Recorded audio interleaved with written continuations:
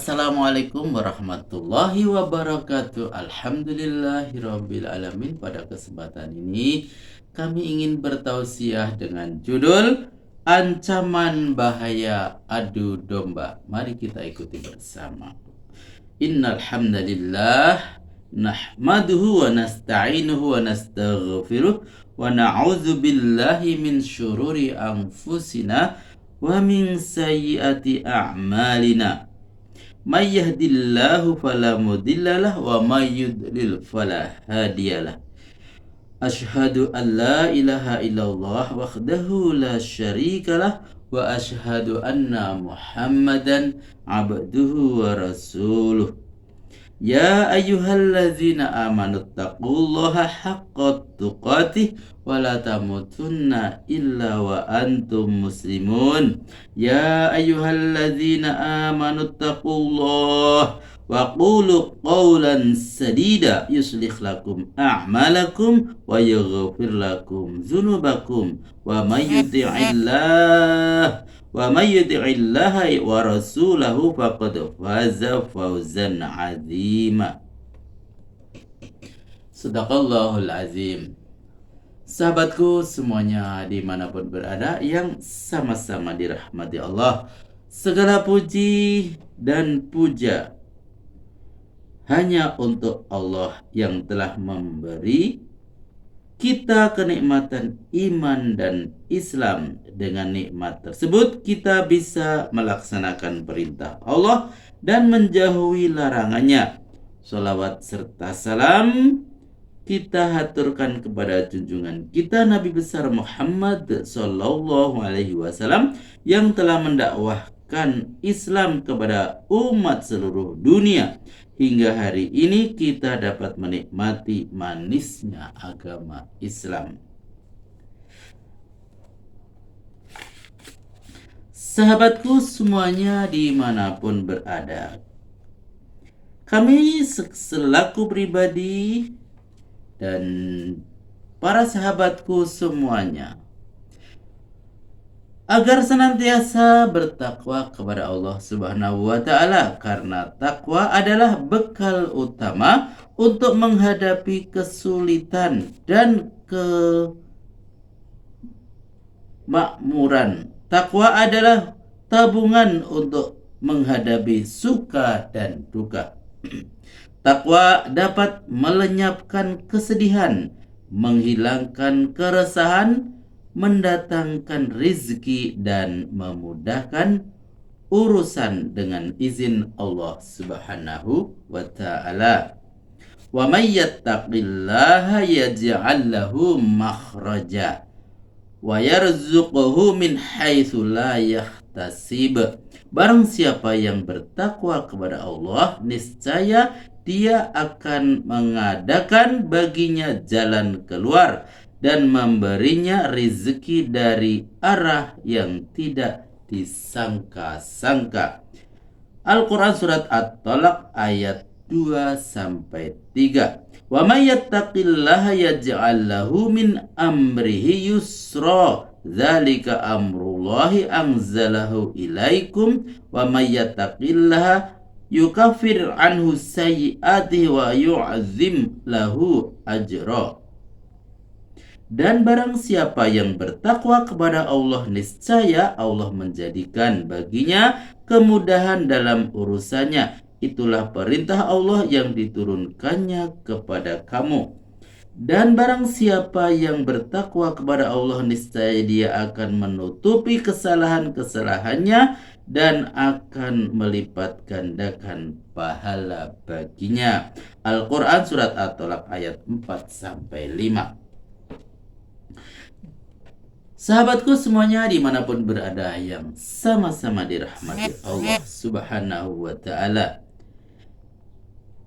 namimah adalah orang yang menyampaikan pembicaraan dari satu orang kepada yang lainnya dengan tujuan mendatangkan keretakan di antara mereka. Istilah ini sering kita dengan istilah adu domba. Allah Subhanahu wa taala berfirman, "Wala tuti' kulla halafim mahin." hammazim masya'im binamim, dan janganlah kamu ikuti setiap orang yang banyak bersumpah lagi hina dan banyak mencela, yang kian kemari menghambur fitnah atau adu domba. Al-Quran Surat Al-Qalam ayat 10-11. Sangat jelas sekali Allah Subhanahu wa ta'ala melarang kita untuk melakukan perbuatan namimah. Dari dalil di atas bahwa hukum namimah adalah haram menurut ijma' ulama kaum muslimin berlandaskan dari Al-Quran dan As-Sunnah. Rasulullah Sallallahu Alaihi Wasallam bersabda, la yadkhulul jannata nammamun, tukang mengadu domba itu tidak akan masuk surga. Hadis riwayat Muslim. Disebutkan di dalam sebuah riwayat bahwa Rasulullah Sallallahu Alaihi Wasallam pernah berjalan melewati 2 kuburan, kemudian beliau bersabda, innahuma la yu'adziban wa ma yu'adzibani fi kabir, amma ahaduhuma fakana la yastatir minal bauli wa ammal akhra fakana yamshi bin nimamah wa ammal ukhra fakana yamshi bin namimah. Kedua penghuni kuburan itu sedang disiksa. Mereka disiksa menurut pandangan mereka bukan karena dosa besar, adapun itu adalah dosa besar. Yang pertama, ia kurang memperhatikan ketika bersuci dari air kencing, sedangkan yang kedua, ia suka berjalan untuk mengadu domba. Hadis riwayat muttafaqun alaih. Maksudnya mereka disiksa bukan karena sesuatu dosa yang besar adalah, pertama, mereka disiksa bukan karena dosa yang besar bagi mereka untuk meninggalkannya, dan kedua, mereka disiksa bukan karena suatu dosa yang besar dalam anggapan mereka. Karena itulah dalam riwayat lain disebutkan padahal itu adalah dosa besar. Sahabatku semuanya dimanapun berada yang sama-sama dirahmati Allah, mari kita melihat sekitar kita. Di masyarakat kita masih banyak sekali masyarakat yang belum paham akan bahaya namimah atau mengadu domba sesama muslim. Ketika ada seseorang si B yang tidak suka pada si A, dia memberitakan atau menceritakan beberapa berita palsu yang dibuat-buat agar orang lain ikut terpancing dengan omongannya tentang si A. Ketika sudah terbawa dengan pembicaraannya sehingga dia membenci orang tersebut, itulah yang terjadi sekarang ini di dalam masyarakat. Pada zaman sekarang ini, mari kita simak hadis dari Abi Hurairah radhiyallahu anhu bahwa Rasulullah Sallallahu Alaihi Wasallam bersabda,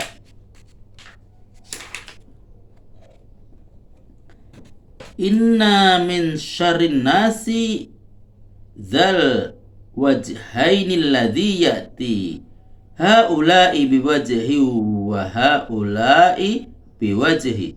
Sejelek-jelek manusia adalah orang yang bermuka dua. Dia datang ke sini dengan satu sikap dan bila datang ke yang lain dengan sikap yang lain.